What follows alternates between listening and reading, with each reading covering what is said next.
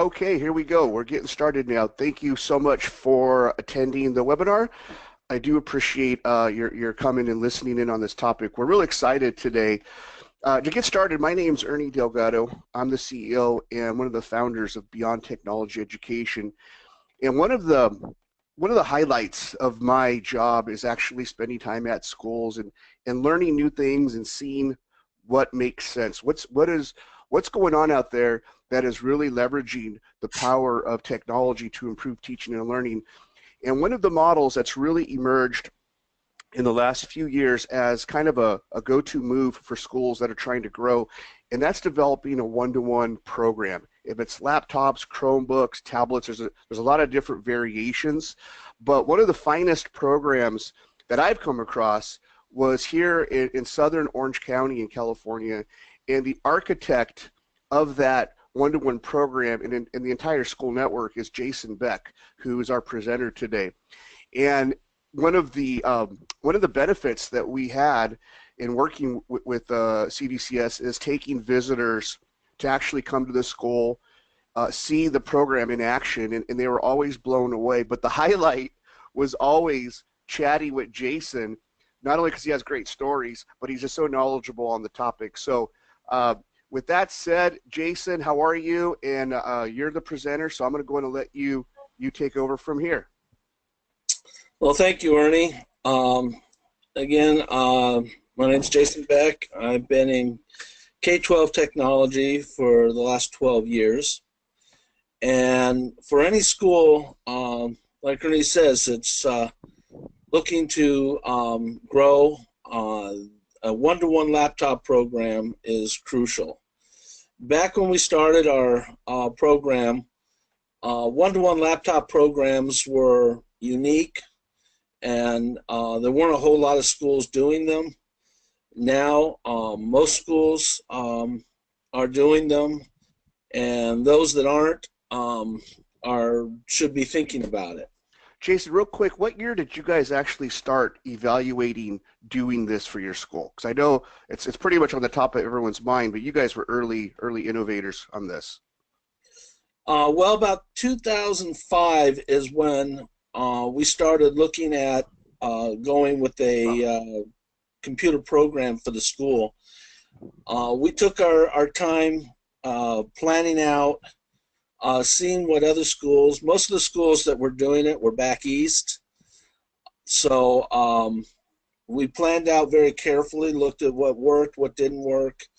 Our first pilot program was about 2007 when we launched our pilot program. Learned a lot with that, and then went school-wide in 2008. Okay, real good. So you have a lot of experience, is what you're saying. Well, I've also helped a number of other schools get their program going as well. Right.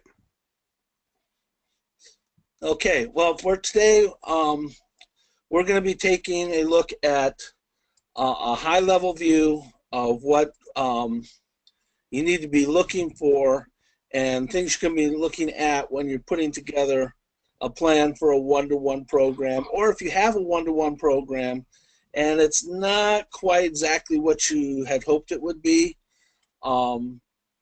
So first off, you're going to look at your culture, the culture prep. Then there's review of the infrastructure and planning. That's your network. Program design, teacher training, deployment, and monitoring. So what you're saying, Jason, it's not just about buying a bunch of laptops and throwing them in classrooms and hooking them up to the servers. You're telling me that it's more involved than that. Much more involved.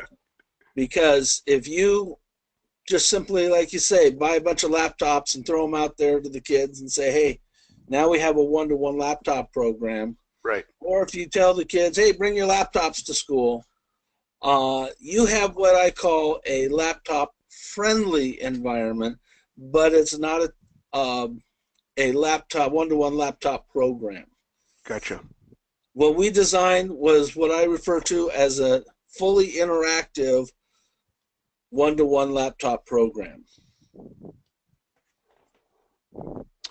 So real quick, what I wanted to interject here is just a question for everybody. And right now, I know a lot of you are evaluating one-to-one programs, and I'm curious, what's your status? Are you doing it? Are you considering doing it? Do you need to improve what you're already doing, or are you kind of up in the air? If you could answer the poll real quick. And the other thing I'd like to know, or make you aware of, is that at the end of the webinar, Jason's going to cover a number of topics, but you might have a specific question that is not addressed during the webinar. We're going to take a few questions at the end. So if you notice on your panel right below, I can't see your panel, but there's an area called questions. Please take a moment. If there's something that's jumping out you need to know, we're going to pick Jason's brain here. We're really going to take advantage of this opportunity and figure out what it is that we can help you with. But taking a look here, 3/4 of you, a little more than 3/4, 80% do not have a one-to-one program but want one. So that's, you guys are exactly the right place, because this is a great overview of what needs to be considered when thinking about it. And about 10% of you have one but need to upgrade. And then, these numbers are changing around a little bit. Okay. And then a small percentage of you already have one and you love it. So you're here to confirm that you're on the right track. It sounds like you already are. But you might have some good questions for Jason in the end, especially if you've already jumped in. Maybe you've hit some roadblocks. I think we're gonna be able to really help you figure it out. All right. So we're gonna stop the poll at this point. I hope you all had a chance to click in. 50%, 57% of you do not have one but want one. 21% have one but need to upgrade. 14% of you have it, love it. We'd love to hear your input at the end. And 7% of you are undecided. Thank you for that input. That gives us a little bit of information to move forward on. And please remember the question tab. Ask questions so at the end we can really drill down into what your unique situations might be. With that said, Jason, you're back on. Okay. Who needs to be on board? Well, you need to, as soon as you decide that you want to go and do a one-to-one laptop program, it's really crucial that you have your staff and administration all on board with it. You don't want to have any naysayers, if you will, in the background. You want to make sure that they all understand the benefits of this and that they're all selling it for you. The teachers, crucial. I know there's a lot of teachers out there that are of the opinion that, well, I've been teaching this way for 15, 20 years and I see no reason to change. I'm comfortable. Well, the teachers have to be behind the program because they're going to be the ones who are using the tools, who are using, interacting with the students, and the students will pick up from the teachers if they are and aren't really on board. You don't want to have teachers who are just taking a token, use of it. Students need to be on board because, of course, they're going to be the one deriving all the benefits from it, and they're going to be going home and talking to mom and dad about it. And you want your parents on board because your parents, if they're thrilled with the program, they see the benefits of it, they see their kids' grades going up, and they're really getting it and really getting enthused about school, they're going to talk to other parents, and the word of mouth, as most people know, is the greatest sales tool. So they'll be talking to other parents who are going to be wanting to take a look at your school as well. Jason, you make a really good point right here. And there's a couple, the primary reason, in my opinion, for a school to bring on a one-to-one program is, right now it's probably not mandatory, but it's getting pretty close to being mandatory. And in the next 3 to 5 years, I think it will be mandatory. And when I say mandatory, I think from a couple different levels. First, from a competitive standpoint, to keep pace with other innovative schools, you need to be looking at this in this direction. And the other, probably more important reason is that we are preparing kids, and I'm not going to steal your line because you have a great line coming up in the presentation, but we want to prepare kids for something more substantial. We want to make sure that they have the skill sets to be competitive in their futures. And so starting to demonstrate that now today in school is more important than ever. And what you're saying, Jason, is when you're doing all this great stuff, you don't want it to be done in a vacuum. You want to, like this kid on the slide, you want to find the highest mountain, the loudest voice, and communicate with your community that you are doing something innovative, you are doing something different, and you're not just playing games with computers, you're not just visiting websites, but you have a substantial program that is providing problem solving and collaboration skills with your students, 21st century learning skills, and that's where the laptop programs give you so many options to do that. So I like this list of stakeholders, Jason, because these people all have to kind of, at some point in time, interact with this conversation and give their input for a successful program, which will in turn turn your school into a powerhouse. Well, it's all very, very important because technology is not going to go away at any time. It's going to keep growing and getting more complex. And most of the kids these days, they've got their cell phones, they got their iPads, they got computers, and they're using it for whatever. We need to show them that the computer is much more than just simply social networks and gaming. Very good, thank you. It's really, really important to get the program right the first time because you don't have a second chance to make a first impression.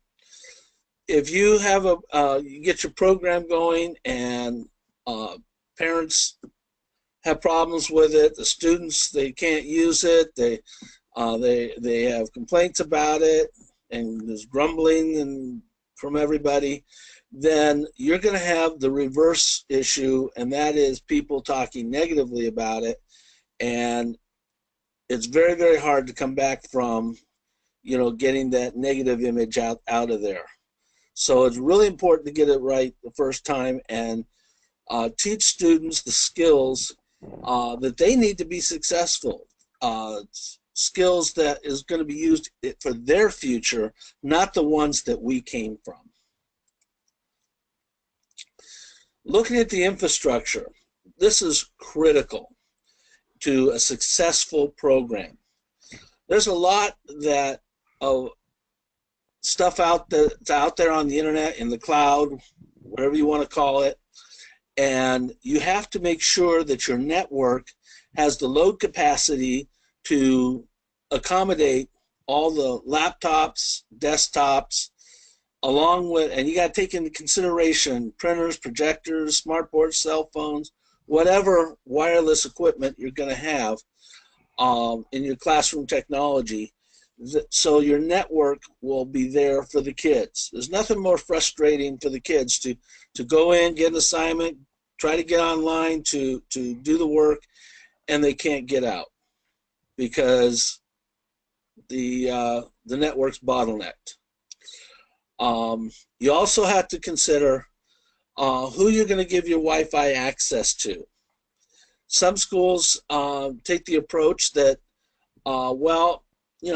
parents, friends, anybody that comes on campus can, access our network, and that's great, but you got to remember, for every device that you have on your network, that's one of the students, may not be able to get on, so make sure that your network is robust enough that can handle it. That's your pipeline into your facility, your firewalls, and your access points can all handle that load that you're going to be throwing at it. Also, it is, I believe it's a California state law. I'm not sure if it's a federal law that you have a content filter in your system for students. Now, a content filter basically is a filter that filters the incoming websites or content that's coming into the students' computers. This is used to make sure that the students are not accessing sites that are not exactly conducive to an educational environment, if you know what I mean. J- Go ahead. I was going to mention right here, Jason, because these are excellent points, and I think it's important for people to understand it's not just about hardware, software, networking, but some of the newer concerns have to do with Trojans, people hijacking networks. There's a tremendous problem with foreign entities infiltrating not only our government systems, but a lot of major companies are being hacked. You just saw the Equifax hack that just happened. A lot of major companies have been hacked, and this problem is starting to trickle down into smaller businesses and educational institutions. This has happened at some universities, and it's just a matter of time before these people start attacking schools and people that are kind of low-hanging fruit because they're not secure.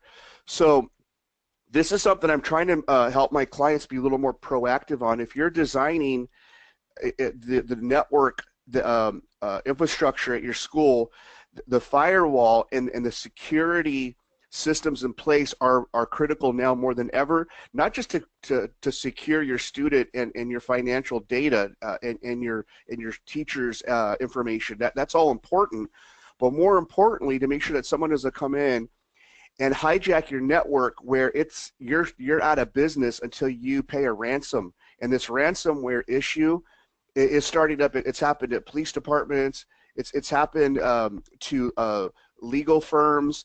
It is now a real problem and threat for a school business. Do you agree, Jason? Oh, wholeheartedly. That's where your firewall comes into effect, because you have to have a very strong, up-to-date firewall, both on if you do like we did, and we had two domains, one for the staff, one for the students. So we had two firewalls on each domain. Make sure all your antivirus and protection software are all up to date. There are actually services that you can subscribe to that will keep those up to date for you. But that is crucial, because this information, especially like on the staff side, a lot of it is proprietary. You don't want that stuff getting out. Make sure anything you put out on the cloud is protected with a reliable service. And then, of course, your backups, making sure you have secured backups, so that if you are infected, that you can overwrite that infection with a backup file. It's all I think very. a lot of it also comes down to training your staff, training your administration, and training your students not to open inappropriate content. Because a lot of this stuff happens by clicking a button in an email address and boom, you've done it. So educating your people is critical as well. Well, we'll get into that when we talk about the training. We have what we call cyber citizenship. Yeah, good. That's training on what the do's and don'ts when you're out there on the internet. Okay, classroom management. I've used a number of different classroom management programs to make this program, the classroom, a fully interactive classroom. I want to make a side note here. I do not work for Dino. I don't get anything from Dino. But like I say, I've used a lot of different programs out there. And Dino, I always come back to Dino because by far, I think it's the best from my experience. Dino has two different sides to it. Over here, you have Dino Monitor. Dino Monitor, basically, Dino is set up where you set up your classes just like your from your student information system. You can download and reconfigure your list so it creates a classroom, a class for every period of your day, and it has you as the teacher and then your students, and it identifies the student by username. So regardless of what computer they're on, they sign in with their username, and they're automatically a part of your class. If you see here in the picture, you get a little thumbnail of the desktop of each student in your class. Now, what Dino Monitor allows you to do is to monitor what the students are doing, so you can see if they're going off a little bit off task. You can actually blank out a single student or all the class computers and send a little text message to them, hey, get back on task, or you should be doing this or doing that. Also, if you have a student who, let's just say, is not quite picking up on what you're talking about, they're getting a little lost, most students aren't going to raise their hand and kind of embarrass themselves in front of the class and say, I don't understand. But with Dino, all they do is they click a little button up at the top of the screen, and only the teacher will see that that they're getting a little lost, and they can nonchalantly go back over the material without embarrassing anybody. You can turn and take control of a particular computer, or you can pause all the computers, basically freeze them if you want the class's attention.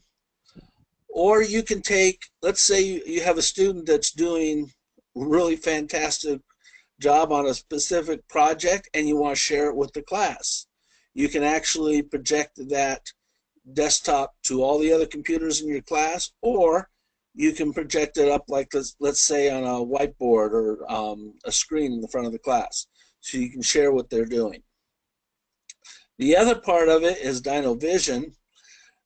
This is the student response tool, where you can push work out to them, say it's a PowerPoint, a Word doc, or whatever you're working on, whatever sheet you're working on, and the students can either do the work and turn it back to you electronically. And of course, they keep a copy of it with them for themselves, or you can set up a collaboration where the students can actually collaborate with each other through Dino Vision. An awesome tool. It works over the internet, so it can be active 24/7. I know some teachers that I've worked with have even opened it up so that they can work with students after hours. Say they're doing a homework project or something and they need help, and you can tutor them online.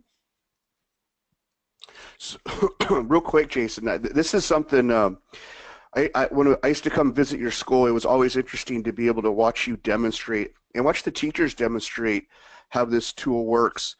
And I love the fact that even a teacher that's at home sick or something could tap into their classroom and watch as a sub is teaching and see that kids are on task. It's a wonderful tool, and neither Jason or I work for Dino, but we just wanted to share some best practices in, from trial and error.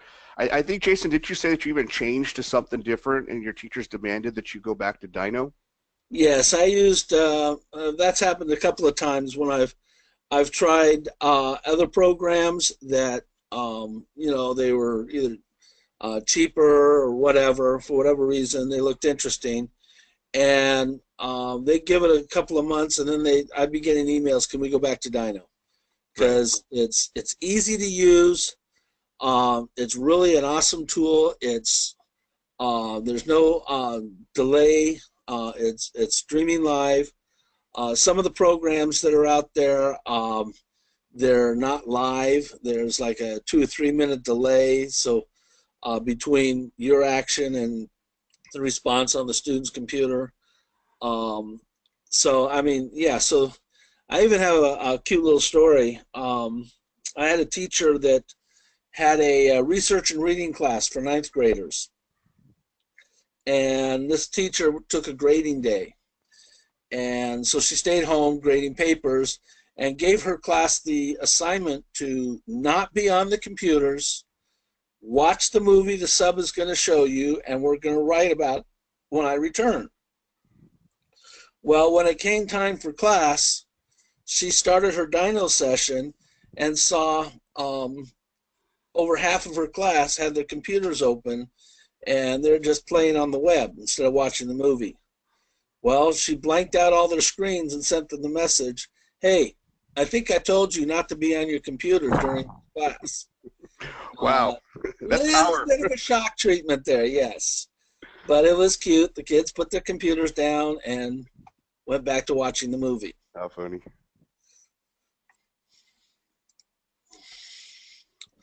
Okay, you need to decide what type of program fits your school.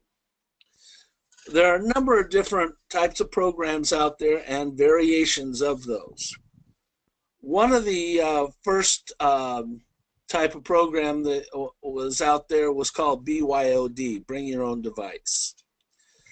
Basically what that meant was the students would bring whatever device they happen to have or can get, and so you'd have a mixed match of old PCs, new PCs, different operating systems. You'd have iPads, MacBooks, Android, and basically this is what I was talking about when I said a laptop-friendly environment. Because without, basically the kids have their admin rights to these computers, they can do what they want, and if a computer breaks down or they've got dad's old computer that's, weighs like a brick and is very slow, they're not going to be able to work with the class all the time. Maybe the drivers aren't all there. You're going to have a mismatch of experiences, and the teacher is there to teach, not be a tech support. The program that we did was a school leased program where the school leased a fleet of laptops for 3 years with what's called ADP, Accidental Damage Protection, and we issued a laptop to each student. The goal of the program was zero downtime. If a student had a problem with a laptop and they bring it to the IT department and we couldn't fix it in 5 minutes or less, then we would pull another one off the shelf. We usually had about 4 or 5 laptops on the shelf. They're all imaged the same, and they're back in school learning while we're taking care of whatever the problem is. There are a couple of different variations on that, such as I mentioned during our pilot program, what we did was we arranged it so that the parents would buy the laptop from our distributor and they'd be delivered to the school. We'd image them. The students do not have admin rights to it until they leave the program, and therefore any software licenses such as Dino or Lightspeed Rocket, which is the content filter, or Microsoft Office or anything like that that school licenses want, we would take those off. Problem with that, why we didn't continue that, is because by the end of the 3 or 4 years when the student graduates, that laptop is sadly out of date.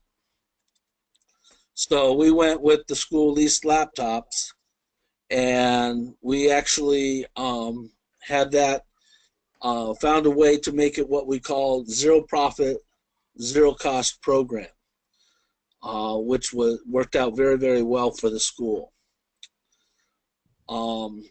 Chromebooks are good.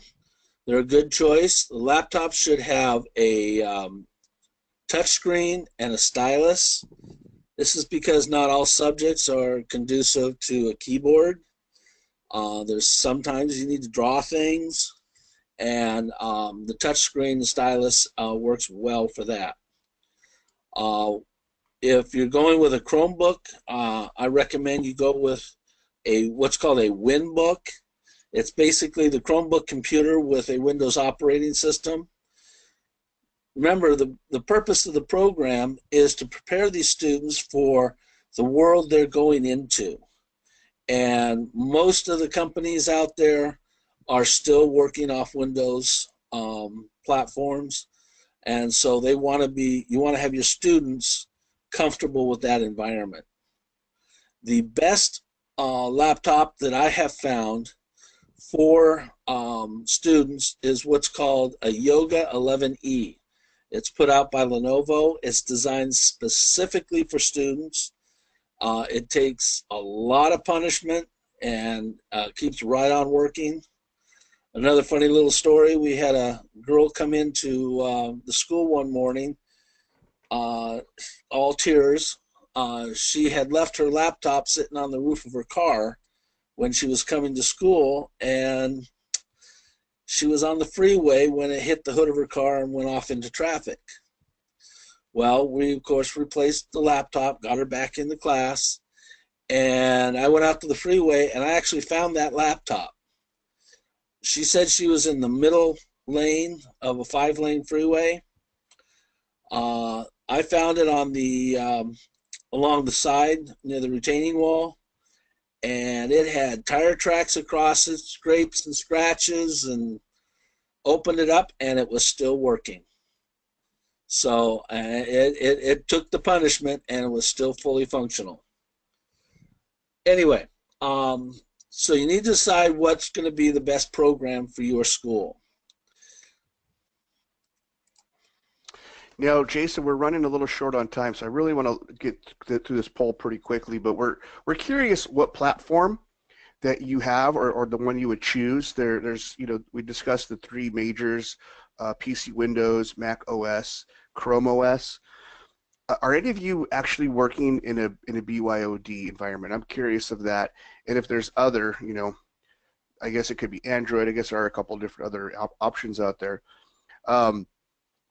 But real quick, let's get through this. I know some of you are, it looks like everyone's still here watching. Looking at the list here, hello, Linda. Good to see you on the webinar.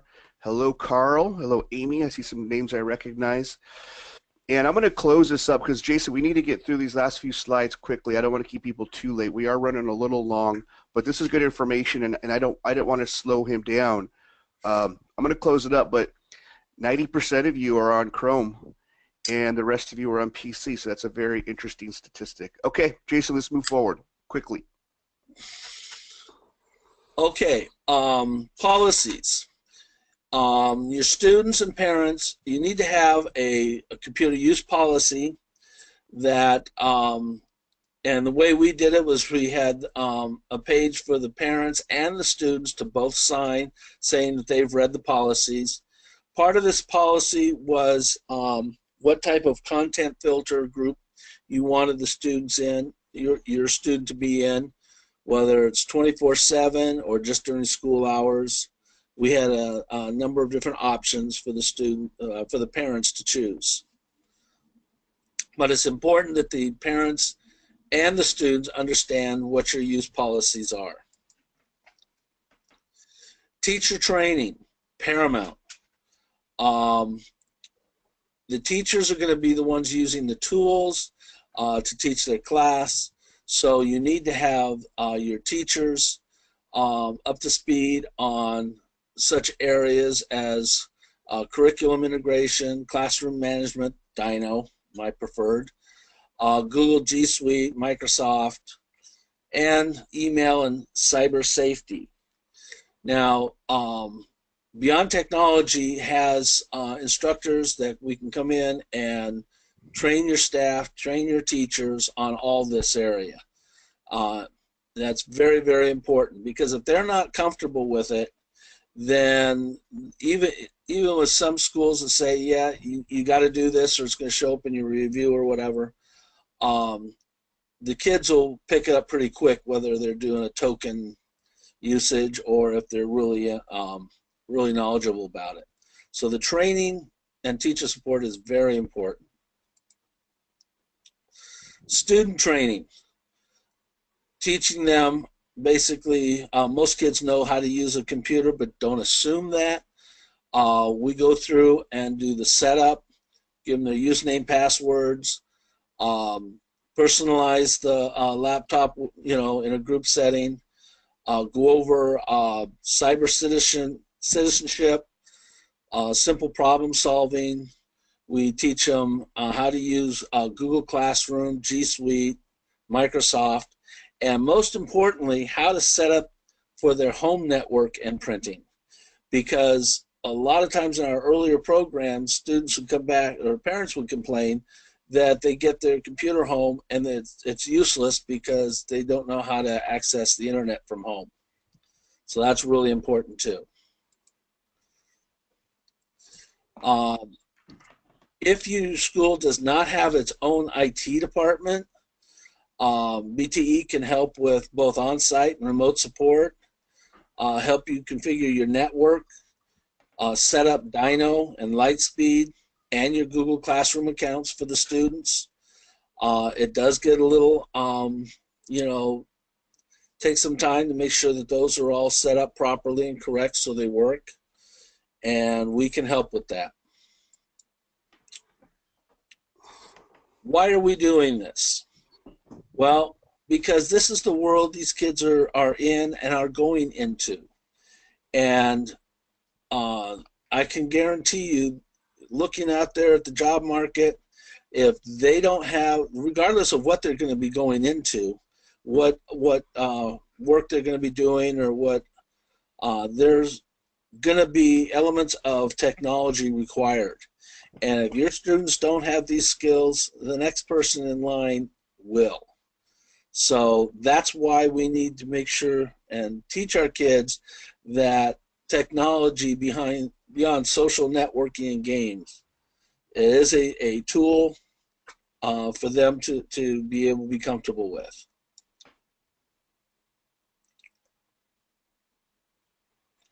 Okay, just a brief review. We went over culture prep, the buy-in from admin, teachers, parents, students. Crucial is the planning of your infrastructure so that it can handle everything you're going to be throwing at it. I always tell schools to overplan that because you're going to grow. Program design, what type of program you're going to do, what type of laptops, what your user policies are. Teacher training, that is curriculum integration, showing how teachers how to integrate technology into their existing curriculum. And keep in mind, technology is a tool. We don't teach technology just simply for the sake of technology, but technology is a tool, and not every tool fits every job. Teacher training, deployment, how you're going to deploy your laptops. You got to teach cyber safety so the students know what they should be doing and shouldn't be doing, and what the dangers are out there. The web can be a dangerous place if you don't know what you're doing. And then you're going to want to monitor your students' web access. Track the repair reports, user requests, such as websites that should be open but they're blocked, and vice versa.